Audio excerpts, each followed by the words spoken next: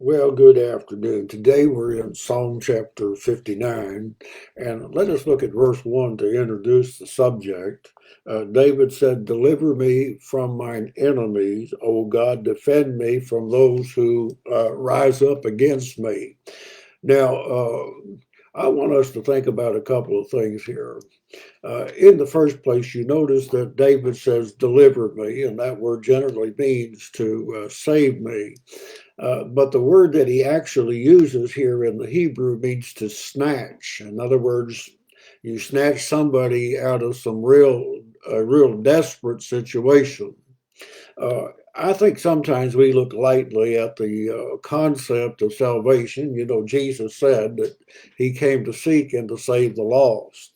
And if we really took seriously that verse in Romans chapter 5 and verse 9, that we which have been justified by the blood of Christ have been saved from the wrath of God. Now, I mention this because I think that to the degree that we believe we've been delivered, will have a whole lot to do with how we live our lives. Now, you think about it. If you have been delivered out of a desperate situation, in other words, you were in serious trouble, that you were drowning, that would have an impact upon your thinking. I mean, you may become to realize how vulnerable you are in life, or you've been saved, let's say, out of a burning fire. The house is burning down and you've been rescued. That would remain with you all your life. And again, when you face something that close to death, it certainly will cause you to really give some consideration to the life that we ought to live. Now, if you look upon deliverance lightly, for instance, you know, you're in some kind of financial trouble, but you're not in real deep trouble. Somebody will pay the rent or pay the electric bill or something like that. It probably won't make a real serious impact on your life. And I mention all of this because in the context, David is being delivered from his enemies, and we'll look at that in just a moment.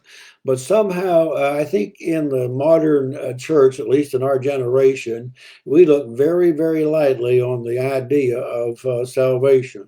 Think about it for just a moment. Being delivered from the wrath to come, being delivered from the judgment of God, that is the condemnation of sin, being delivered from being separated forever from the Lord.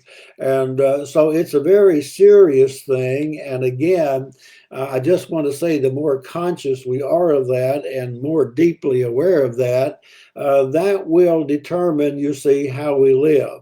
Now, in the context here, David's enemies are vicious, and just look at this for just a moment.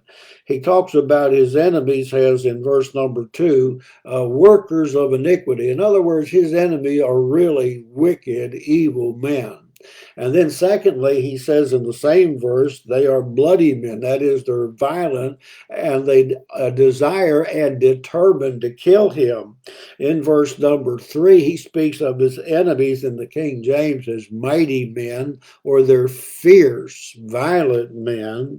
And then it's interesting down in verse 6 that he says they're like dogs. Now, you got to remember back in those days, in fact, when I can remember even as a young person, when dogs used to roam the streets. I mean, you could go out on the sidewalk or down the street some days and just see a pack of dogs running wild.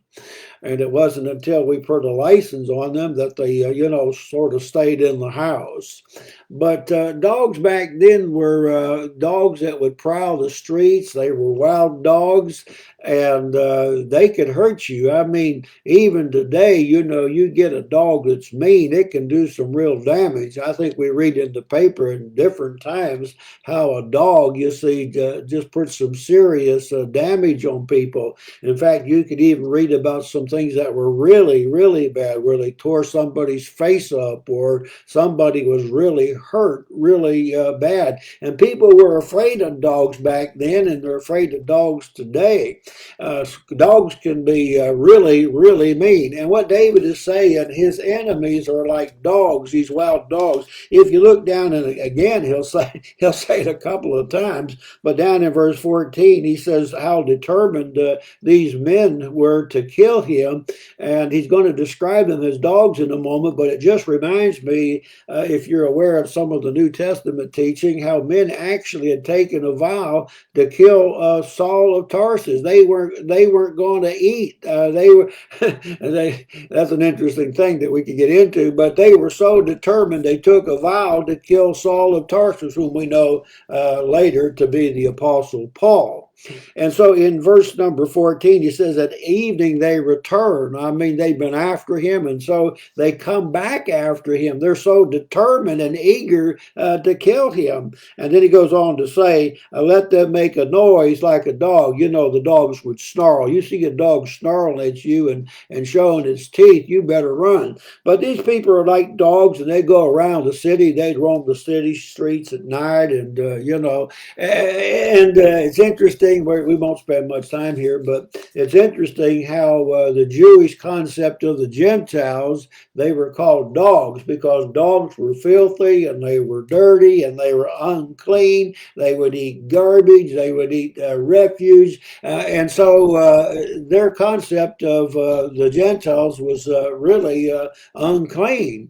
And so David is describing enemies, you see, that were vicious and violent, and they were dirty. I mean, they were dirty enemies. They were underhanded. And he'll talk about how they belch out of the mouth in verse number 7. And so what he calls upon God is to deliver him. And one of the things that we see in the Psalms and David's prayers is so oftentimes he was counting on God or relying on God to deliver him. And if you look here in verse number 5, I believe, therefore the Lord God of hosts. Now that's a phrase that we don't think about much, but the God of hosts actually referred to God who is the commander of the angelic forces. He is the commander over all the angels of heaven. And so he's saying, now think of that as an army. The God of Israel, awake to the heat. And now when he says awake, of course, you know God doesn't sleep. Psalm 121, verse 5. God doesn't sleep like man does. God never sleeps. But what he's calling on God is to act on his behalf. And so it's interesting too what he wants God to do. He wants God to consume the enemies in verse 13.